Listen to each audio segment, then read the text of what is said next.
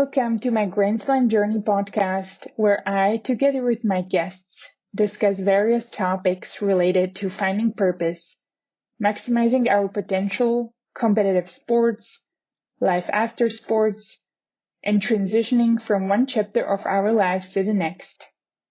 My today's guest needs little to no introduction, especially if you are a fan of tennis. Wayne Ferreira is a former ATP Tour professional tennis player from Johannesburg, South Africa.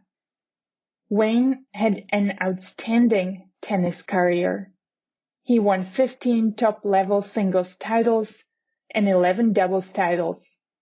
His career high rankings were world number 6 in singles and world number 9 in doubles. Wayne is the third tennis player with 56 consecutive Grand Slam appearances in men's tennis. What a consistency. Wayne and I met at a Prem tournament at the Glen Eagles Country Club in Plano, Texas. I believe that was in 2008 or 9. For context, this podcast was recorded on Tuesday, January 19th, California time, and January 20th, Melbourne, Australia time. During this podcast, Wayne and I talk about his upbringing and his route to tennis. We discuss some of his wins and achievements and the diverse styles of tennis players he competed against.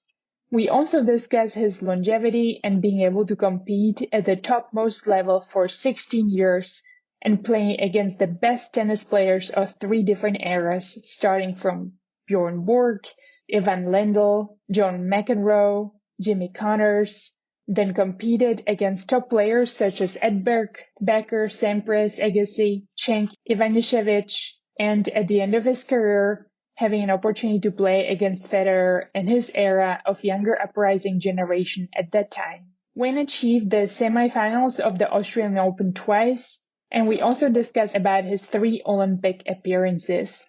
We talk about Wayne's transition from professional tennis to becoming a father and focusing on family life, his entrepreneurial journey, and then another transition to becoming an ATP coach. Wayne is currently coaching Frances Tiafoe, who is currently ranked number 62 in the world. What stands out to me from this conversation is Wayne's talent, commitment to work hard, and his ability to easily transition between different journeys and careers of his life. It is almost as though life is unfolding itself for him and he moves forward through different stages. He makes it seem very graceful and almost effortless. I appreciate Wayne's straightforwardness, transparency, and all he shared about his life journey with me so openly. I love how grounded Wayne seems to be and his humble, open, and warm personality. Some of my favorite quotes from this podcast. On never giving up. Ultimately, you want to succeed at the end, and I still had the ability to focus and concentrate and fight hard enough for what is it I wanted, even though it may have taken me much longer than I would have liked it to. I still wanted to try to succeed. On losing. Sometimes losing when you're younger is better than winning because you learn how to compete and you learn how to learn to win. On mental toughness, self-confidence, and perseverance, being able to fight back and come back to win matches despite being behind. In my senior career, I often came from behind to win because of my belief and the will to win. I realized that if I just hang in there, the opportunity of my opponent getting worse and helping me out was a lot, and I won a lot of matches that way. And it became almost a test for me. How many times can I win when being down? It is a lot more fun to win matches when you are down, deep down.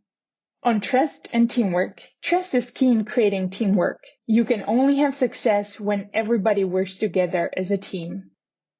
On life, there's always good and bad in everything that you do. And the last one, I'm paraphrasing. There are challenges in everything that we do. And that is also what makes life interesting. We try to get a result and you try to win. And being a tennis player and wanting to win and wanting and trying to have a success can be a good and a bad thing. You may not always make it, but ultimately you will be better off for trying and learning. Commit, work hard, and persevere through challenges and obstacles, and you will have a chance of making it. And now I bring you Wayne Ferreira. Enjoy the listen. Hi, Wayne. Hello, how are you? I am good. How are you doing? Doing fine. How's everything going? The weather here has been awesome. It seems like spring is coming, so I've been really enjoying the warmth and working outside in this nice and warm weather. How's everything in Melbourne? Yeah, good. I managed to get out yesterday for the first day for practice. Weather's nice. We're going through this 2-week quarantine, and we get 5 hours of tennis a day, which kind of breaks it up a bit. But it's still a long time to sit in the room. Yeah, I bet. So do you have to be in the room the whole time? Oh yeah. Is it the 5 hours you can only hang out at the tennis courts? Yep, it's very, very, very, very strict. I've read some of the articles about unfairness that some tennis players are protesting. How's the mood there? It's unfortunate for a couple of them that there were 3 or 4 aeroplanes that had some positive cases on it. And because of the close contacts, they had to quarantine almost everybody on the plane. So there's a lot of people, and they're having a hard quarantine, which means they can't get out to go practice at all. And I feel sorry for them. I mean, it's unfortunate that they were the ones who got kind of screwed in a way, but you have to expect these kinds of things. It is what it is. We're lucky to be down here, and we're lucky to be able to play. Those ones that are quarantined are going to have a hard time because they can't practice. So it's going to be tough for them to come straight out of quarantine. But if you look at the big picture, they shouldn't be, and they're lucky to be here. Yes, it's a hard thing in everything that 2020 and 2021, I think, especially for the professional athletes and coaches, the sport and traveling and playing tournaments. It's all you guys do. So when something like COVID comes and throws the whole world upside down, everything just goes bananas in your lives. They should have expected it to a certain degree. And people have been living through this now for a year. People know what the circumstances are, and they know about contact tracing. I mean, hey, you're the one that gets screwed because you're on that plane, and that sucks. But, the big picture, I mean, the Australians have had a tough time these last 6 months. 30,000 people haven't been able to come back to the country because they haven't been allowed in. So, I mean, they're bitching and moaning when they really shouldn't be. Yeah, I love the self-accountability and awareness that you were already stating here.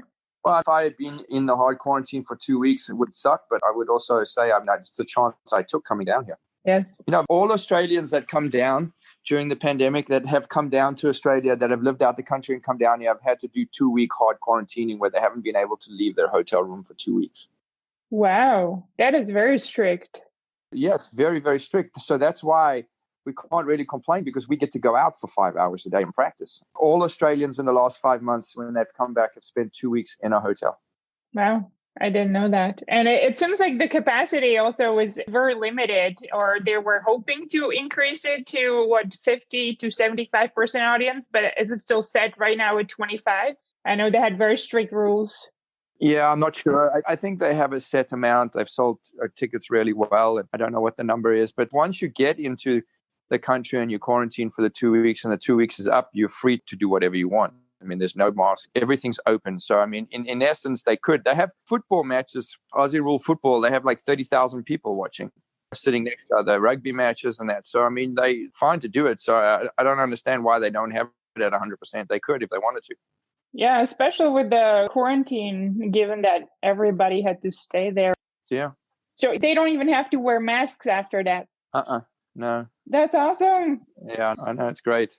I look forward to that world, hopefully one day, and hopefully in 2021. It may never happen. It won't happen this year, I don't think. Maybe next year. Yeah. Well, I'll keep my hopes up. Don't ruin my optimism. I'm hoping for 2021. All right, I won't. Great. I have 2 or 3 pages of notes here. So many things I want to talk to you about.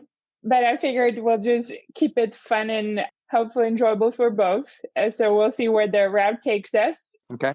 Fantastic. So my first question, how is it to grow up in South Africa? How was your upbringing? It was great. I had an amazing time. I mean, it's a beautiful country. It's a very high standard of living. I mean, it was an interesting time for me too, because I grew up at the end of apartheid, which was obviously something very interesting for our country over the years. And I was part of that whole growth as a kid growing up through it, and the transition of power changing when Mandela came into power. And then obviously the changes through that. So I actually was born in a very interesting time in the country. There was a lot of changes, a lot of things going on. But I mean, I had a great upbringing. I lived in a really nice area. Our schooling was very, very good. We were able to get out, play a lot of sports. We're a very sport-loving country. So we ended up doing a lot of different sports as a kid. The weather was amazing. I always say that I think that the weather in Johannesburg is probably one of the best in the world. It's so nice through the year. So, I mean, as a child, I mean, I had probably one of the best environments to grow up into, with a lot of different variants that I went through as a kid. Elevating South Africa at my travel list. I have a list of countries, but maybe I need to prioritize it better. You should. Now, it's a beautiful country. There's a lot to do, a lot to see. I mean, we have mountains, ocean. I don't live there and haven't for a while, but I always get a real thrill going back. It's one of the most beautiful places I've ever been to, and it's definitely something that people should go and see. Yeah. Is your family still there, or where do they live? I have a sister who lives in Johannesburg still, and I have a brother who lives in Utah, a little bit all over. So how often do you meet as a family, and where do you meet? Do you alternate countries and places? No, I haven't been back to South Africa for a couple of years. My parents passed away a few years ago, so since then I haven't really made the time to go. It had always been a little bit of a difficult time traveling all that way with young kids that I had who have now grown up, but kids and doing work and everything. My parents would come sometimes to see us, and I would go sometimes to see them. As my brother was in Utah, they would come more often so that they could see both him and I at the same time. So I haven't really gone back in the last couple of years, but sort of want to go back if I have the chance. As soon as I have a little bit of a break somewhere, I'm going to try to go back down there. And you mentioned sister and brother. Are you the oldest, youngest? Yeah, I'm the youngest. I have a 4 years older brother and a 2 year older sister. Did they play sports with you? Did you all play sports together? My brother played tennis. He went to college in the U.S. on a tennis scholarship in Weber State in Ogden, Utah. And he actually stayed in Utah. He worked various things. He has a tennis club. And at the moment, he's also the men's tennis coach of Weber State University tennis team. My sister, on the other hand, she was into horse riding, so she never played tennis. She went a different route, but she's not doing that anymore. So yeah, my brother and I were the tennis people in the family. And so why tennis? You mentioned you played a lot of sports. How did tennis come around, and what captured your attention to that sport? It was difficult to say, really. I mean, I played a lot of sports at school. We had a lot of cricket and soccer. I did a lot of running. I played squash, badminton, tennis. So I did a lot of various sports, but I think tennis kind of got me. My dad, we remember at a club, and we would go hang out sort of Saturday afternoons and Sunday mornings and play club league and social and stuff with my dad. And I just enjoyed the tennis. I think I liked it a lot more because it was individualized. Could count on myself more. That soccer and rugby and cricket and all those were more of a team sport, and I like to be more of an individual sport. And I just liked tennis. It was fun. I ran around a lot. It was a lot of exercise. I spent a lot of time at the club, so it was kind of the one that grabbed me more than the others. Got it. And how did it then evolve to this is the sport and I now have to pay more attention because I'm doing great? You were the number 1 at juniors and doubles, number 6 in singles. How did you make the decision, I'm going to concentrate on tennis now only, and that's going to be my sport? There were various things that happened along the way, but when I went from middle school to high school, soccer didn't exist. You had to play rugby, and I didn't want to play rugby, so that was the end of soccer. Cricket, I had a teacher I didn't really like, and I lost interest in cricket. Badminton, I only did in middle school. I couldn't do it in high school. So there were a lot of sports that actually just went away from me. And tennis, I enjoyed it. It was one of the ones I did at school and outside of school. And I only really took tennis seriously. I did all these different sports through school, whatever the season was at school. And so I decided when I was about 13 years old to start focusing on tennis. So that was about the only time that I gave up a lot of other sports and focused on tennis. So I feel like it was the right thing. I got to do a lot of other sports and enjoy myself. And then at 13, I decided to focus my attentions onto tennis. And then I started practicing a bit more, playing every day. Up until 13, I only used to play maybe 2 or 3 hours a week. So it was kind of transition into it. At 13, I started practicing more, training more, and putting more of an effort into it. And I obviously improved a lot quicker. Yeah. So it seems how you described it sounded to me more of an elimination process. Some of the other sports falling apart or you lost interest. And then tennis seemed a natural path that you intensified your focus and started naturally putting more energy into? More or less. I could have focused on other things if I'd liked it, but they fell away also because I lost interest in them in a bit too. And tennis grabbed me a little bit more than the rest of them. So yeah, it's kind of just worked its way like that. But I enjoyed tennis a lot. I played it a lot. I had fun with it. I had a lot of nice friends that I played with. So it was a sport that I had got the most fun from a social aspect and a fun aspect out of it too. So, and I liked that a lot as a kid. Obviously turned out to be a pretty good choice. I just liked the sport of what it was, chasing around a ball and hitting it and running. And I also think it was good that I didn't really focus as much as some kids do today. Otherwise, I might have got a burnout. So by the time I was 13 and started focusing on it, I had a lot of energy to put into it, which was good. Yes, some kids start now very early at 6, 7, running 4 or 5 hours a day. Yep. Yeah, it changes the perspective. Yeah, they get serious burnout by the time they're 13 rather than being excited like I was.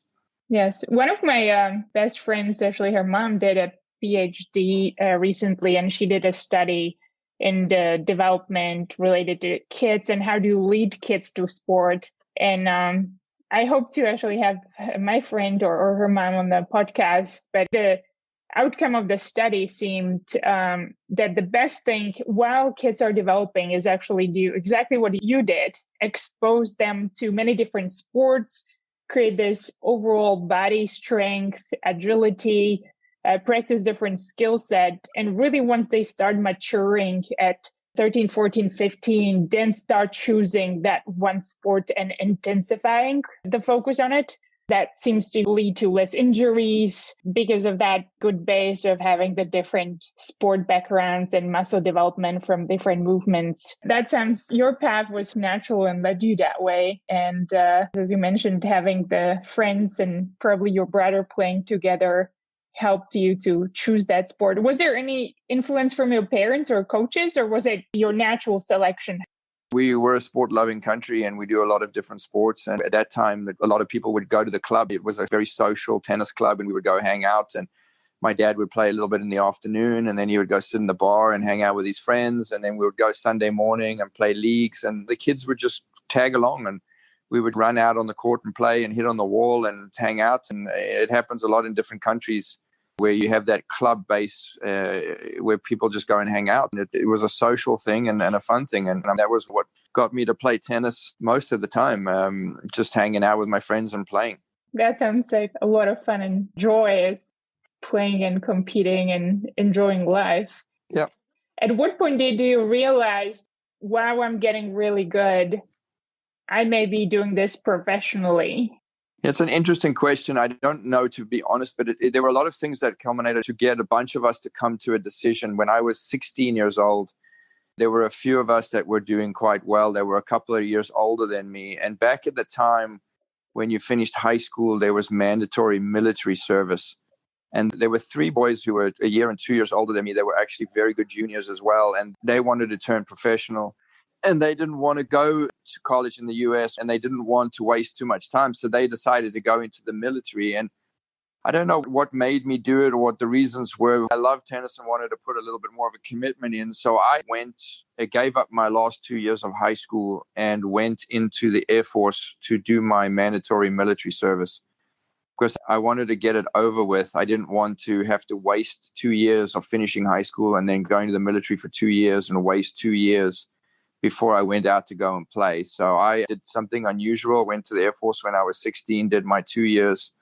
And by the time my friends finished high school, I had finished my military service and was able to turn pro and go play after that. Wow, that's impressive. How was that? How did you combine Air Force training and tennis training, or if that's even possible to combine together?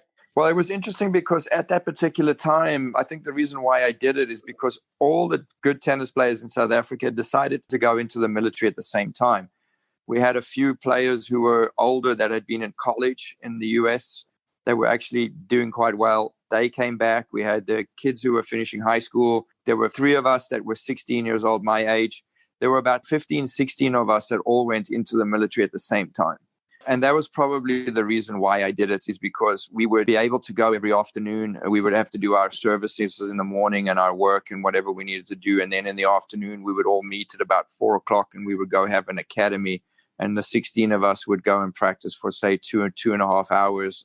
and then go back to our bunks or back to where we were living and do finish our services. So there were a lot of us. There were 16 of us. We went and played every single day. And we had an academy, and it ended up working out perfectly well for a bunch of us because, funnily enough, at one stage, South Africa had 11 guys ranked in the top 100 in the world in doubles, and 9 of them came from those 16 that were in the military together. So it was an interesting time. Wow, yeah. It sounds like you created your own manual how to create a perfect professional tennis players, combine the Air Force training with tennis fun in the afternoon.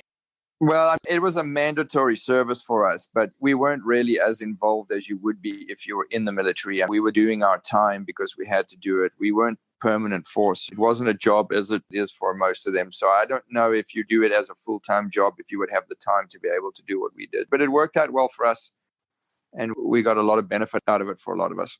Fantastic. And so after that, was it 1989, you decided you're going to turn pro and play tennis professionally full-time and compete at the ATP. Was there a specific win or anything else that made you declare, I'm doing this professionally? Was there anything else behind that decision, a specific success?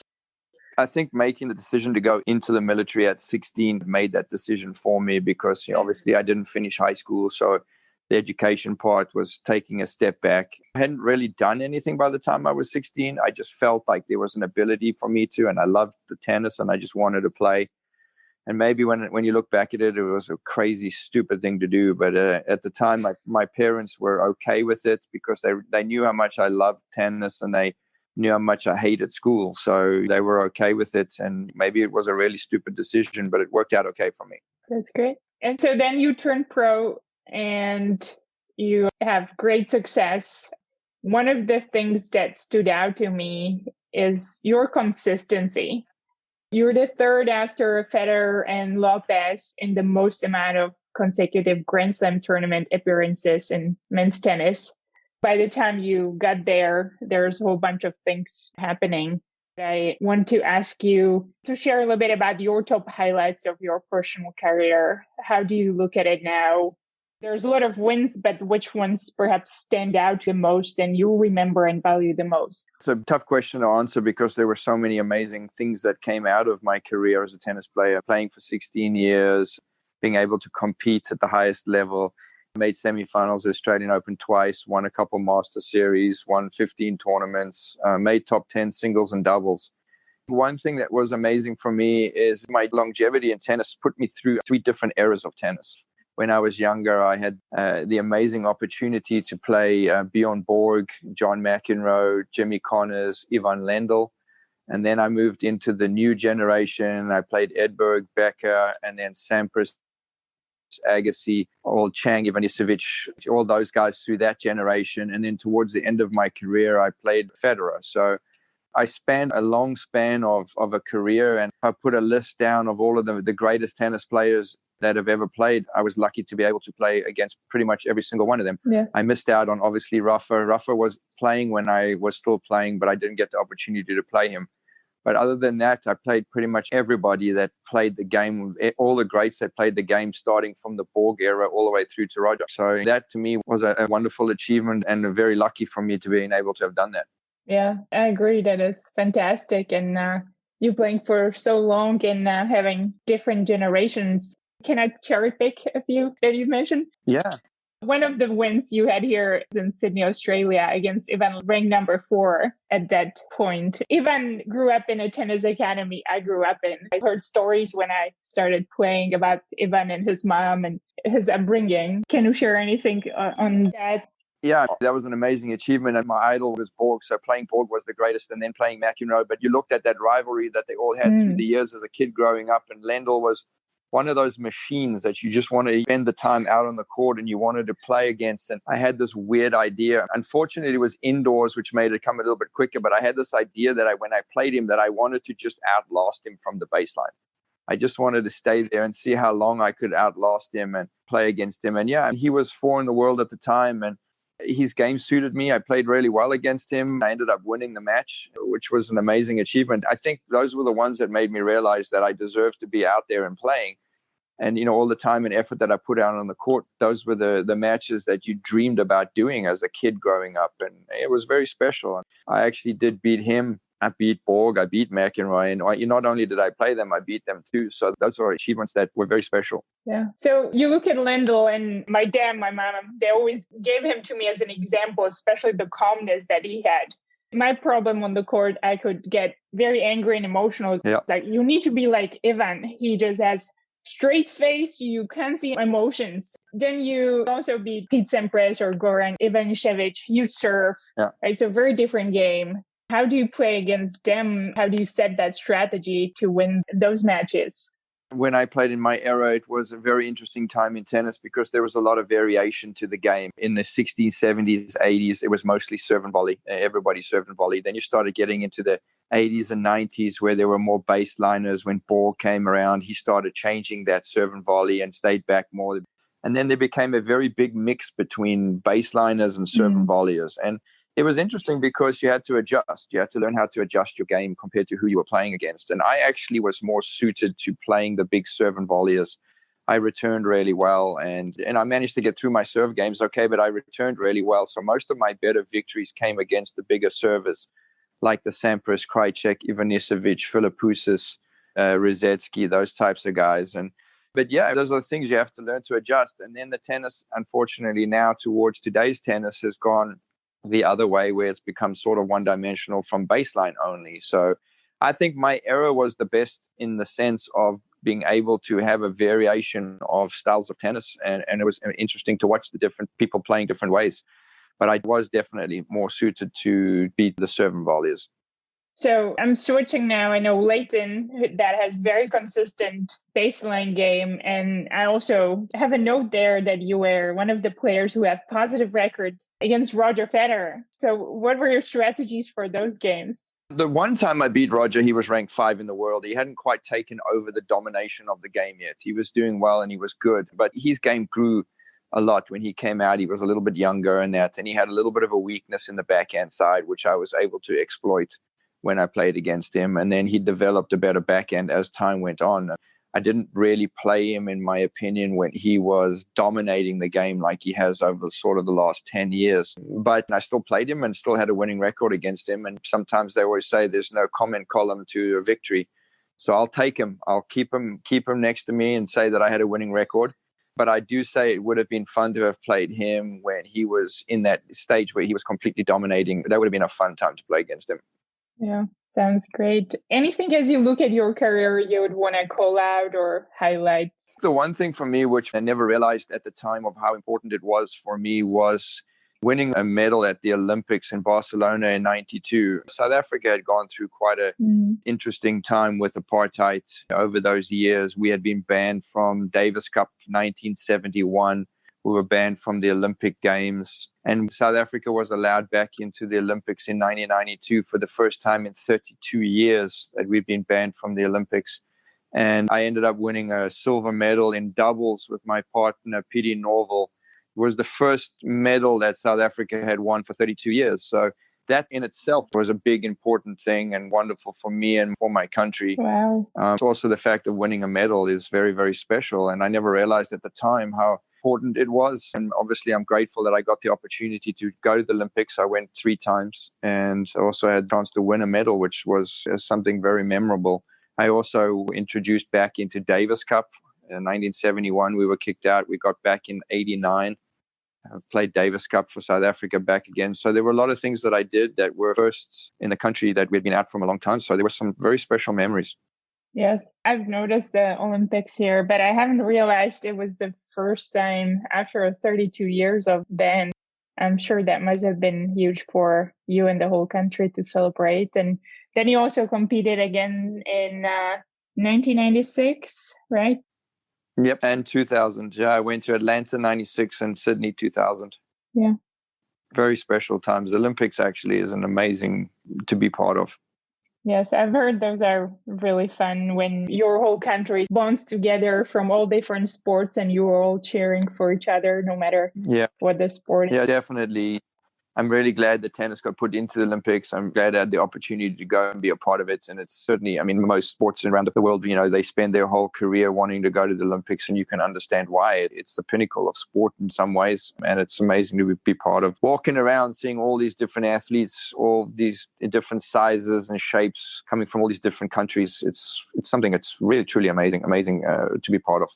Yeah, that's great.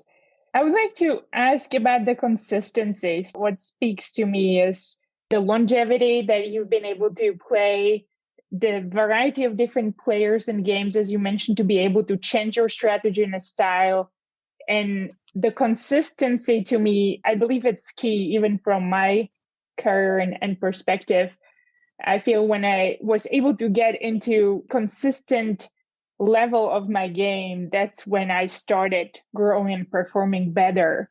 Do you have any tips or tricks how to navigate that? How were you able to achieve those consistent results? That's a difficult one to answer because I was pretty much just doing it as I was doing it. And when I look back at it, I don't think there was anything specific that stood out. I mean, I was naturally flexible and naturally athletic to a certain degree. My body structure held up really well. I have big, strong legs, which was able to carry me a lot. But one thing I did do was I was one of the first players that traveled with a massage therapist, physio, and I took a lot of care. I did a lot of exercise, a lot of running, but I did a lot of physio work and a lot of treatment to keep my body in the shape that it needed to be on the recovery and that. And today it's what everyone does. Everyone has a physio. It's very professional. And that's why you can see that there's players that are staying a lot longer in the game. They take much better care of themselves physically. But when my time, it wasn't such a big deal. Nobody really did that. I was one of the first to do that. And it made me last much longer. It made me have less injuries. It made me have a longer career. And I think having that professionalism part of doing the training in the right way, having the recovery done in the right way, allows you to be able to stay healthier and have a longer career. Yeah, recovery is definitely important. And as I grow older, I realized the value of rest and recovery, or even active recovery. Yeah. I'm not professional anymore. Even just normal things as working around my pains. I need to be more mindful around my body than, I'd say, 10 years ago. The ways you were able to push through and didn't even notice 10 years ago are definitely different. How did you get the idea? As you mentioned, this wasn't something typical. How did you recognize recovery and regeneration is where I need to double down to be able to sustain the pace and really get the maximum out of my body? It actually worked out in a very interesting way, is that I was playing tennis and I had a coach and I wasn't really doing a lot of work. And I remember I played against Michael Chang in the US Open and I got to the fourth round and I was doing exceptionally well and I was up 2-1 and I started getting tired and running out of energy. And actually in the beginning of the fifth set, I pulled a hamstring because my body had just got past a level that it had never really felt before. I pushed myself so much further than I had done before and I pulled a hamstring and realized after that match that I wasn't in good enough shape, that there was a lot of work that I needed to do. I couldn't just work on my ability and my talent. I had to really put in the effort to train really, really hard. So I hired a fitness trainer to start working with me. And the fitness trainer also was a massage therapist. I hired him for fitness, but while we were doing the fitness, he started doing massage on me too, to do recovery. And I just got used to doing the two. And I got lucky, to be honest, that he was a massage therapist too. But it's made me realize that work. And then I actually started really getting into working out. I enjoyed it and it became a part of my daily routine. And even when I stopped working with him, I made sure that the next person I hired was a fitness and a physio at the same time. So it was a little bit of luck that I ended up getting the massage therapist, but also realizing that I needed to work harder worked out well for me. Yeah, good job. And 2-in-1 is always great. I do think great fitness trainers, if they combine the strength with the massage therapy, they know how the body moves. So when you find a great combination of a person like that, they can be very valuable and beneficial. So good job on finding the right person. They are. Yeah. Back in our time, we weren't making as much money as the guys do today. So you didn't really want to have two specific people doing it. So, I mean, it worked out well. Today, you do have guys traveling with someone who does both, but then you also get guys traveling with one who's a massage therapist and one who's a trainer. So it's become part of the game today. Yes. They have more funds to be able to do it. So it's easier to do, but it is an important part of the game, the strength and conditioning and the recovery. Yeah, I agree. It's, I would say at this point, equally important as your tennis game, because if you kind of keep your body together. And Yep. I remember when I was a kid, I did a lot of conditioning back in the day. Footwork has been always the one thing I was yelled at, especially if you're taller and bigger, finding the little steps and the precision of a footwork and staying balanced and healthy, especially also my back. For tall players, the rotation has been always Yeah. fun thing, trying to keep my back together. So Yeah, no question. And unfortunately, there's a lot more around tennis than just hitting a tennis ball. yes, or fortunately, I think that's why it's such a fun game, because you require so many different skills. Yeah, true. So you don't get tired of doing just one. You need That's true. flexibility, strength, speed, agility, so many different exercises and things you can do to improve your body and movement holistically that you never get bored. Correct. Yeah, 100% on that one. Yes. So your career has been a great success. 15 ATP singles, 11 doubles titles, number 6 in the world. And then at 34, 2005, you decided to retire. What made you make that decision? I actually retired in 2004, end of 2004. And the reason being is that I had made a promise to my wife that when we had the birth of our second child, which was actually in May, he was born in May of 2004, that I would retire. And when he was born, I decided to play the rest of the year, to play a couple more Grand Slams to keep my run going. But the decision was I was starting to get a little bit tired. I was starting to get a few injuries and my shoulder was starting to hurt me. And I had a 5-year-old son at that stage that I hadn't really been around while I was playing as much. And I decided that once I had the second child, I was going to retire and spend more time with the family. How was that decision at that point? It seems like I promised, I'm getting injured and I'm going to be consistent, deliver on my promise. But how was the adjustment to what I call the normal civilian life after that? Everything you've done for so many years now goes away from your life. Other than family, what were you focusing on? How was that transition? Well, it was tough. I mean, obviously, I went from traveling around to not traveling at all. But I personally, to today, don't have any regrets in retiring. I think I picked the right time. It was perfect for me. I'd done enough. I was tired. I had something else to change my mind from tennis with my son being born. And I spent the next 2 years taking care of him, spending time with him and my 5-year-old and being a dad and doing stuff with him. But I do have to say that after about 2 years, it took me less than that, but I hung out for about 2 years. I started to get really bored of being at home and not doing everything. When you travel around the world and you're competing at a high level and you're active all the time, and then you're not really doing anything like that, it becomes quite difficult. And it took me about 2 years before I started something else. But for a long period of time there, I was anxious and wanting to do something. And so after 2 years, I decided to do something different and do another job. So it took a while, but it was a good time for me. I spent a lot of valuable time with my younger son, the one that was born and the 5-year-old. So it was a time that I was happy that I had with him. Yeah. You mentioned in about 2 years, do something else. Was it the company you started, or I know you also played the senior series tour still? Yeah, I would do a bit of the tennis, the senior stuff, bits and pieces here and there, just to have some exercise and do some stuff. But no, I actually started Ecola Blue Water Company beginning of 2007. So that's about two and a bit years after I retired. I started the company and got into working and it was great. It was a different experience. I wanted to see if I was able to transition from tennis into business, into corporate to a certain degree, and see if I was able to have some success doing that. And also do something different.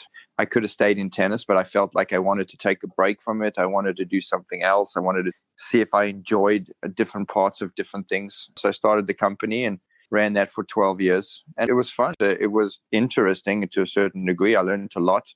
I got back into that corporate world, dealing with different things. It was a good learning experience. I had a lot of fun with it, but it was tough. It was completely different than playing tennis, I'll have to say. Yeah. Why Ecola Blue? How did you get the idea? And maybe explain for people who may listen, what are the products that you sell? Yeah, I'd come across the technology. Basically, what it was a machine that made water out of the humidity in the air. It's sort of dehumidification process. And we built these machines that you could have your house. It's kind of like the 5-gallon jug machines that you see in office buildings. And basically what the machine did is it would suck the humidity out of the air and produce drinking water. And we competed with those 5-gallon jug companies in selling the machines. The concept for me was amazing. It was an environmental product. It had great benefits in regards to the lack of water that we face in the world today. We built a small machine that you could use in an office. We built up to big ones that would make up to 10,000 liters of water a day. And the idea was to try to get them into countries that were lacking in water. It's almost, in a sense, free water in the sense that it's made for you. You don't have to go look for it. A lot of countries are struggling to find water in the ground or the rainwater, and the water is becoming much harder to find around the world. And this particular machine made very, very pure drinking water out of the humidity in the air, and it's an infinite surplus of water.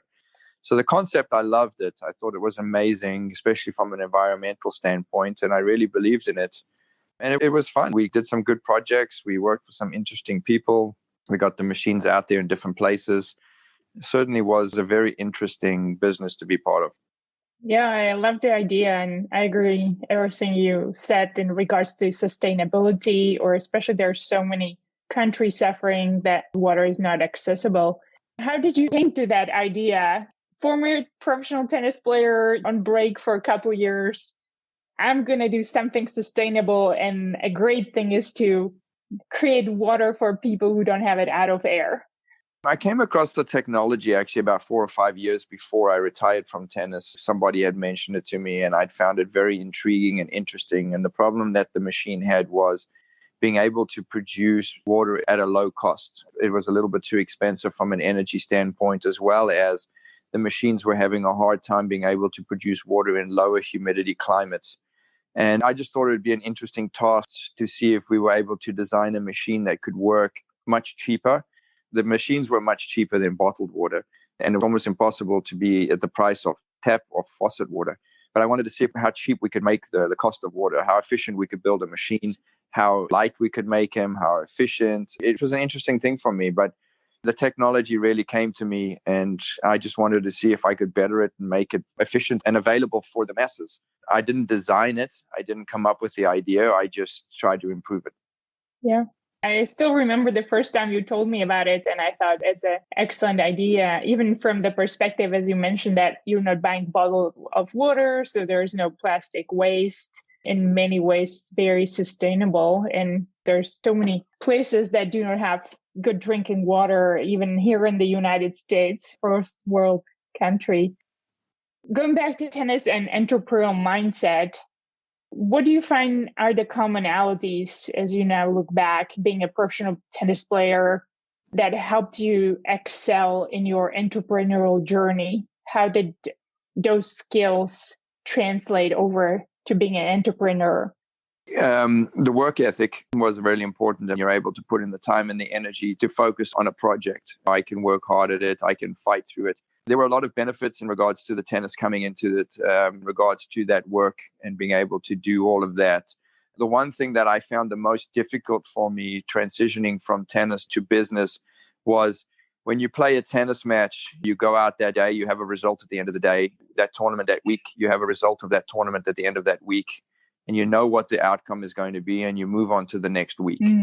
You start again. You have an outcome for your match. You have an outcome for that week. What I found the most difficult in business was the time it took to do everything. And that was the one thing where I became very anxious in trying to push results, dealing with people. And I realized over time that it didn't work that way, is that things get drawn out really long. I mean, projects take forever. You know, you go into a project to want to do something, and you push, and before you know it, you're still pushing 2 years later. Yes. And that was the difficult part for me, was not having that gratification or that result. So that was probably the biggest negative that I got from going from tennis to business, was not having a lot of results, having to wait forever to get something done. And that was the tough part. But other than that, I think working and being able to work and enjoying the work, learning new things, traveling different places. And there was a lot of good out of it too. So like anything, there's always good and bad in everything that you do. Yes. And thank you for stating that. You described some of the challenges I have been facing in the corporate America for the past 10 years. I know you had some government contracts as well. So that can probably be completely different challenge working with government on some of those larger deals. And that probably takes even a different amount going through that bureaucracy and the process. Of course, I think it's like that in most business. Everything takes a long time. You have to go through different people, especially in government contracts, going up the ranks, getting to the right person, getting the result, people doing it for whatever reasons they're doing it. And then sometimes you get your government contract and it's put through, and then all of a sudden there's a change in position that you were talking to, and then you have to go back and start all over again. So there's a lot of challenges. I mean, there's a lot of challenges, again, as I said, in everything that you do. There's the good and the bad, and the challenges that you have to work through and fight through. And that's what also makes it interesting, because you try to get a result and you try to win. And being a tennis player and wanting to win and trying to have success can be a good and a bad thing. Ultimately, you want the success in the end. And I still had the ability to focus and concentrate and fight hard enough for what it is that I wanted, even though it took much longer than I would have liked it. I still wanted to try to succeed. Yeah. I'm going to test the hypothesis on you now. Are you ready? I hope so. Okay. So one of the things that gets thrown around, I feel we tennis players or the individual sport players get a bad rep for this, is that you're an individual player, you're selfish and self-centered. You don't know how to do teamwork. That's typically the first thing that people, when they start comparing the individual sport athletes to the team athletes. Have you had that happen to you? Would you agree, disagree with it? How would you rate yourself on the team player scale as a former professional tennis player? I can definitely see what they're saying. When I was a kid growing up, the reason why I took tennis is because I used to get so annoyed playing a soccer game and feel like I'm doing everything and the best player out there and doing everything that I needed to do, and having people that I thought were idiots working with me, and we end up losing. And that's why I took tennis, because I could be in control of my own destiny. So from that aspect, I can see yes, but I also think it is a personality trait. I think people have different personalities. I think you can have team players who are selfish and only think about themselves. But I do think that people who do individual sports get used to doing everything on themselves, relying on themselves, and the outcome being about themselves. So I can see it, what they're saying, and I can agree to it. But I also do think that it does vary from person to person and their personality. I didn't have a problem working. I had a business partner that I worked with, didn't have a problem working with him. I didn't have a problem working with the people that were in the company working with me. But I can definitely see what they're saying, because I used to get annoyed when they weren't doing what I wanted them to do. So I get it. I could say yes, I can agree with that to a certain degree. Maybe we'll touch base on it later when we get to your coaching. What stood out to me now with your answer is the control. I think given how we grew up and that everything on the tennis court depends on our own skills and is in our control, the outcome of the match. I think the control and being able to orchestrate it is probably something that we lean on to as our strength. But with the coaching and the team, I think that could be different as well. Let's come back to that. So you have your company, you're an entrepreneur, and at the same time you started coaching. When did you open your academy in San Francisco? I started that about 2012. My oldest son had started playing tennis, and the Bay Area is obviously, living there, that it's difficult to get around everywhere. And most of the better academies were in the South Bay, and I was living in the East Bay. And it was about an hour and a half to get there and to get back. And there wasn't really a lot around the Berkeley area for him. So I decided to set up this academy for him and a couple of his friends so that they have somewhere to go and play. We started this academy with Rosie Barry, who's the tennis director of the Claremont Hotel. It was great. It ended up being a lot bigger than we wanted it to be. We wanted to keep it very small and have 8 to 10 kids that we were going to help. And in the end, we ended up having 30, 40 kids. So it ended up growing into something really, really nice. But it was really ideally set up for my son to be able to have some other kids to play with in the area. I remember when you and I met, when was that, May 2008 or 9? Yeah. We talked something about coaching, and I know you at the time, you mentioned that wasn't something that you were that passionate about. It seems like the passion arose in you, and how did helping and working with your sons and getting them into that sport, how did that awaken your passion for coaching? Or was there something else that naturally evolved where you do coaching now full time? I think when we were talking about that back in the time, I was thinking more about coaching on the tour and traveling. And I didn't really want to leave my family. My kids were young. I didn't want to leave them and go on the road and spend time away from them and not be there for them. When I thought about coaching, when I retired, my idea of coaching would be to travel on the tour.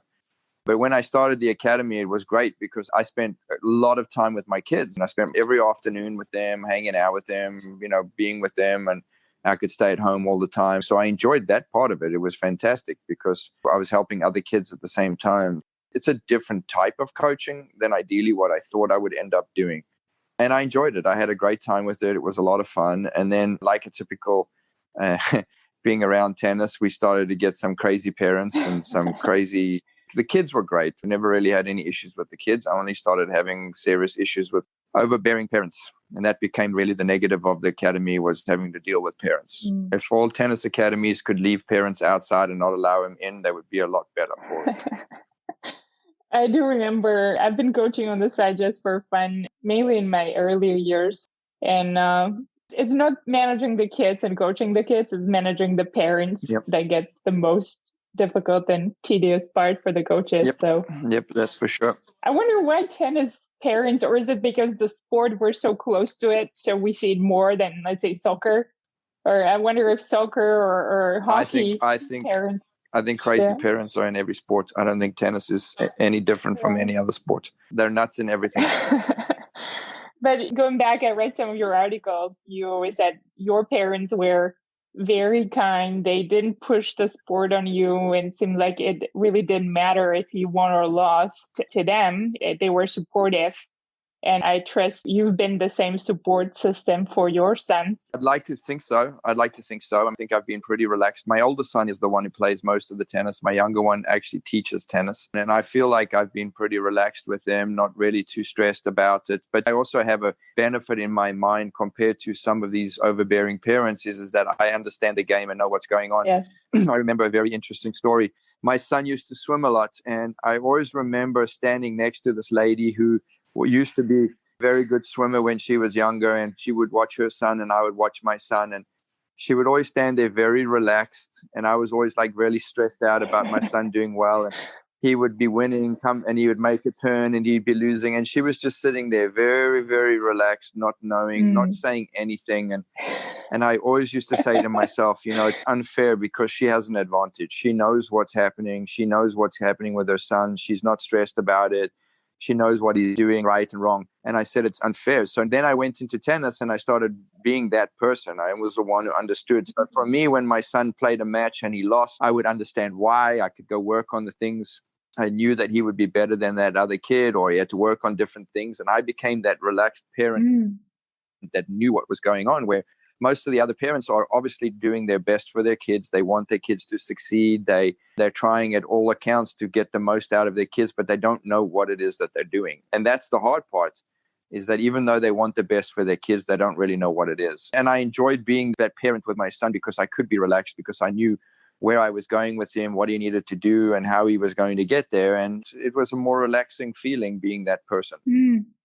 Thank you for that story. I wouldn't think that actually what you mentioned, I would have thought that the skill is transferable, but that does make sense. It's probably really what we know. So given that you know the sport so well and you can clearly see and through the game navigate and feel the challenges that your son is going through because you know the game so well and can imagine what's going on in their head during the points, your reaction is then probably more relaxed than when you're watching a sport that you don't know as much about. So perhaps the stressed parents are stressed not from the kids, but maybe from the lack of control that they can't have over the outcome or the advice, that they don't know what to give to the kids other than maybe yell at them. Yeah. I mean, they do, like I said, they're trying their best, but they just don't know what it is. So when they're watching their kids, a lot of parents are at the philosophy, you've got to win at all costs.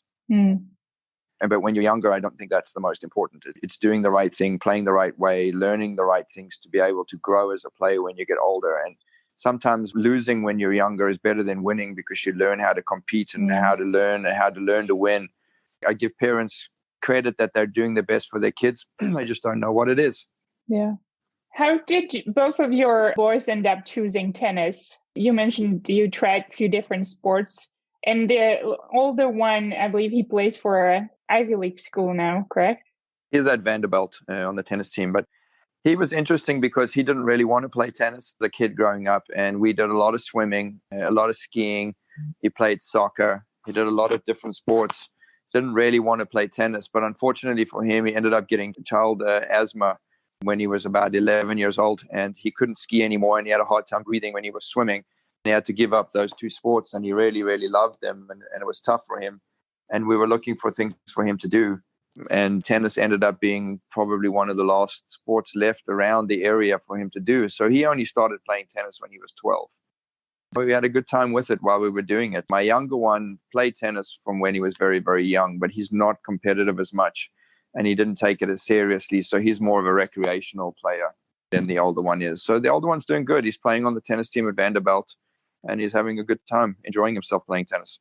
Yeah, that's great. Glad they're both stick to the game. And how are you looking at it now that they're both part of it and playing and coaching and they're enjoying the sport in one way or another? I think it's fantastic. My younger son is actually working for the lady that I had the tennis academy with. He takes care of the younger babies. And then my older son, I actually sometimes volunteer at the school, and I assistant volunteer, and I go watch him play his matches whenever I can and have the opportunity to. I enjoy being around them, and I love the fact that they're doing a sport that I love too, though. So it's all around very good. Yeah. Do they call you and say, Dad, how do you practice this stroke? Or I've played this match and this didn't go well. Do you have any tips? My older one, I do too. I still help him sometimes when I'm at home. We go out and practice, and I help him with different things, and I still coach him a bit. My younger one, he knows a lot about the game, but he's teaching the babies, the smaller, younger kids between 8 and 11 on the red and yellow ball program. So he's actually very good with fundamentals. He's been taught well from Rosie and that, and he likes it. He's teaching the early development, which is also a very difficult form of the game to teach and very important. And he does a very good job at it. Yes, that's excellent. I would argue that's one of the most important years to get the technique right, right at the 8 to 12. And good job for him. That's terrifying age for me to still teach. I don't think I know very well how to coach those kids.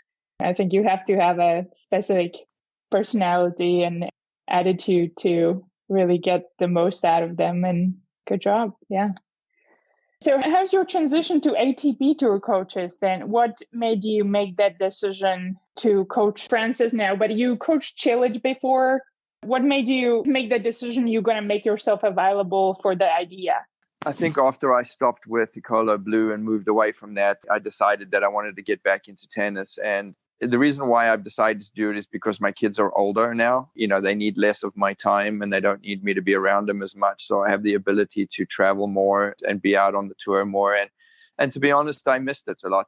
I missed the lifestyle. I missed being around tennis and felt like I wanted to get back into it. And the opportunity to coach Cilic came my way through a friend, and it was a good opportunity. They called me and asked me if I would do it. And I wasn't thinking about getting back on the tour really at that stage. It was a thought, but it wasn't something that I was really diving into, and it came my way. And so I took the job, and it was interesting to be back, and I enjoyed it. Didn't work out so much with Marin in the sense that our ideas and philosophies of how to approach things were maybe not the same. We had a good time together. We left amicably, but I feel like I was better suited on working with a younger player who had more ideas of wanting or needing things to improve, to work on, to grow as a player, rather than someone who was developed already, who wasn't really wanting to make any changes.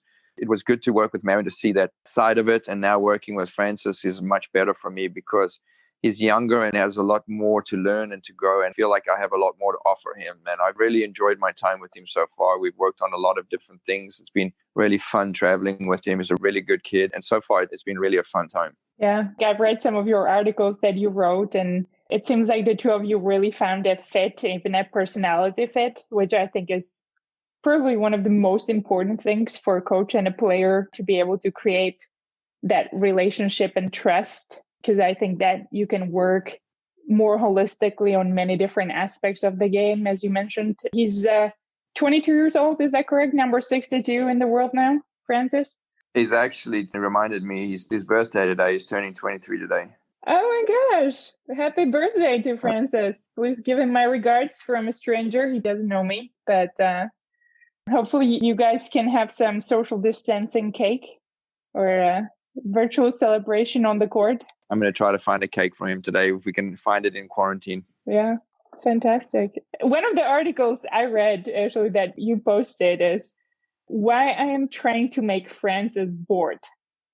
And I love the article you wrote. And it seems like, from my view, the way I read it, you're making him train focus, mindfulness. You make him even run without a music. So he gets used to being with his thoughts. Can you tell me more about it? Everybody is different. Marin is a different player to Francis. I'm trying to work on the different things with him. He's a young kid and he has a lot to learn. And obviously his strengths, he's a great athlete. He's a good ball striker. He's obviously learned a lot as a player, but things that he lacks is focus and concentration, which I think is something that a lot of the kids have struggled with these days with technology. They're really technology based. Their attention spans are a lot shorter. They want everything very, very quickly. He has a hard time in focusing for longer periods of time. And he plays match where he's just unbelievable, and then periods where he's not very good at all. So the idea is to try to make him grow more of an old school, kind of like at Armstrong, where you put your bike in front of a white wall and you cycle for 5 hours where you have to focus and concentrate on nothing. Trying to give him a little bit more of that, not to that extreme, but trying to get him to do things where there's a longer focusing point, longer than the 15, 20 minutes, trying to do things running, try to get him up to an hour. But at this stage, I have him doing half an hour of running with no music and nothing to do, trying to do projects where he can focus longer and for longer periods of time to try to build it, because I think it's a learned thing on trying to build that concentration for longer periods of time. And it's been fun. It's been interesting to try to do new things. It's actually been helping him a lot.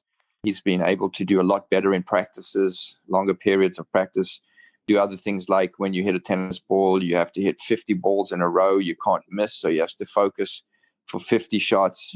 And these little things are helping him a lot on the focusing on trying to keep his investment into the game for longer periods of time. So obviously his weaknesses that we have to work on, but yes, again, each player has their strengths and weaknesses and are different. Yes. And good job on recognizing it. I think that's the great combination of the coach and player, that you find these innovative ideas that you both commit to and agree to practicing. And as you mentioned, work on the little things, building the habits that then once you build them will help you create that consistency and the great game. What else would you categorize? I know in the article, and you also now mentioned the little things that count. What else would fall underneath that for you? The other thing too, and I find, I'm not going to say to generalize it too much, but I felt that I've seen it a lot in junior tennis, that kids aren't willing to fight hard enough. They're willing to quit too early. And Francis has that sometimes when things aren't going well with him, to kind of give up a little bit. And we're working really hard on him trying to focus through and work the longer periods of time, but also try to fight harder when things aren't going well, working through adversities, trying to push the body to a level on a fitness side, push the body to a level where he has to break through those barriers of wanting to give up and then not giving up and having to fight harder and longer, and trying to make him realize that he can push further and he can try harder and he can fight longer than what he's used to. And I'm wanting him this year to not play one match where he doesn't try 100%.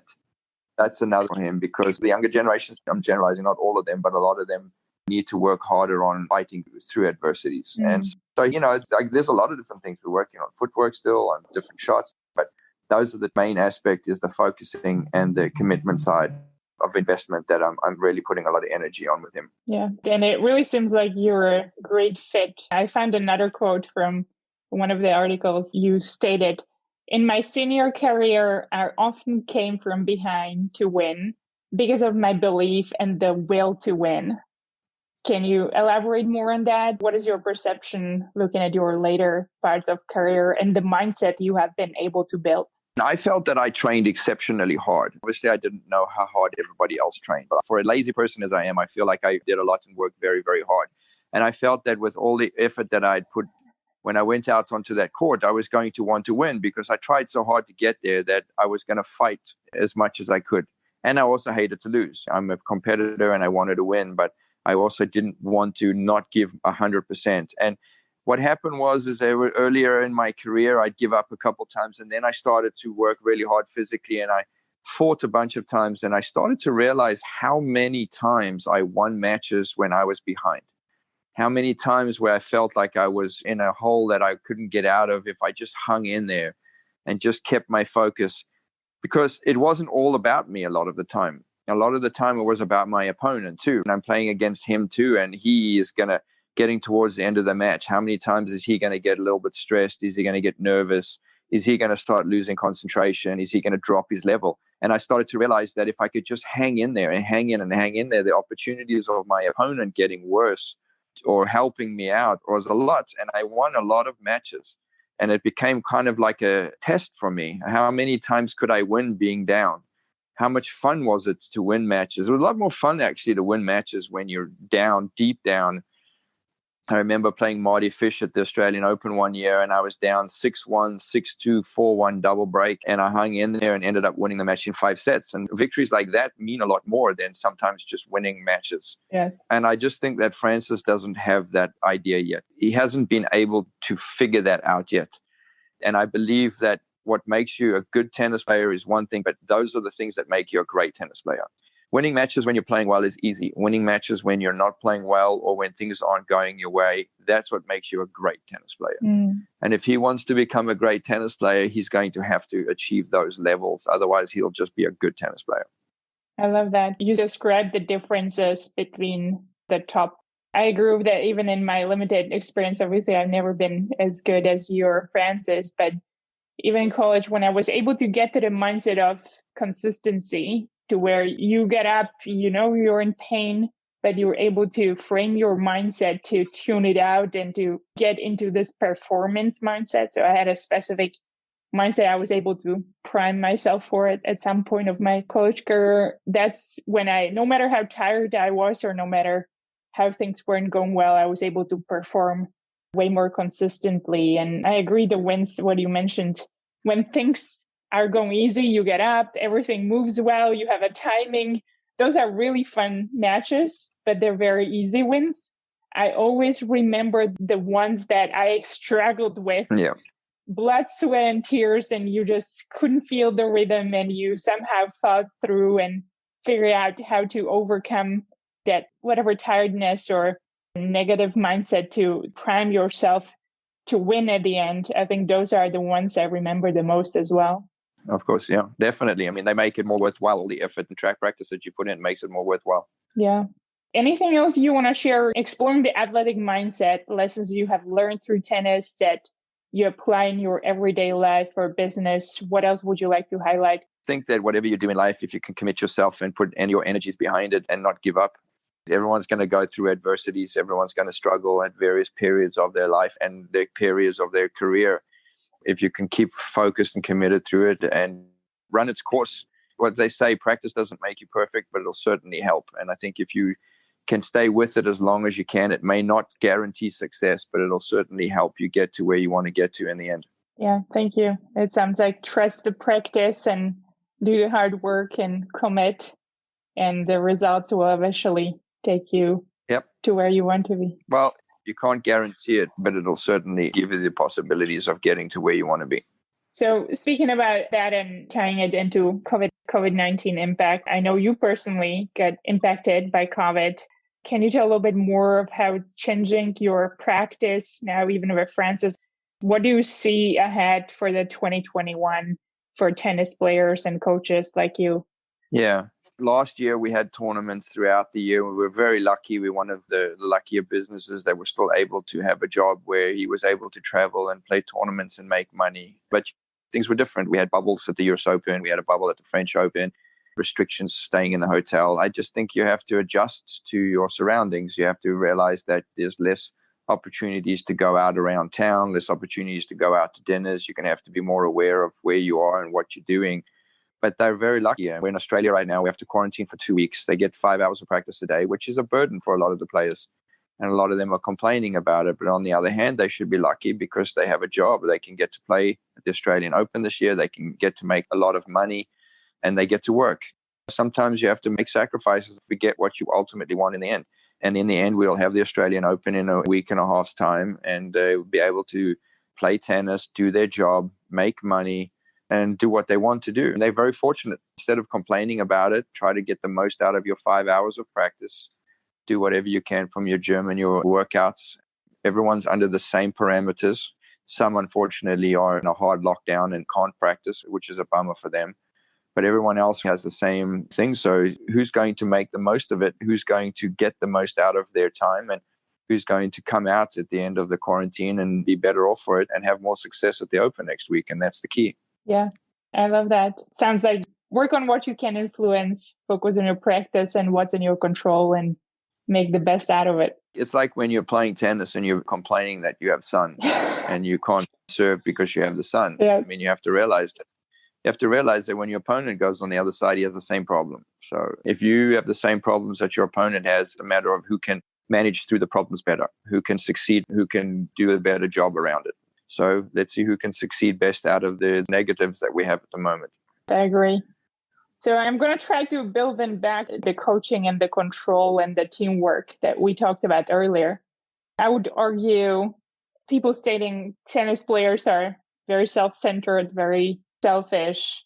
I would argue, especially being a coach, you have to be in a mindset to wanting to help others and improve.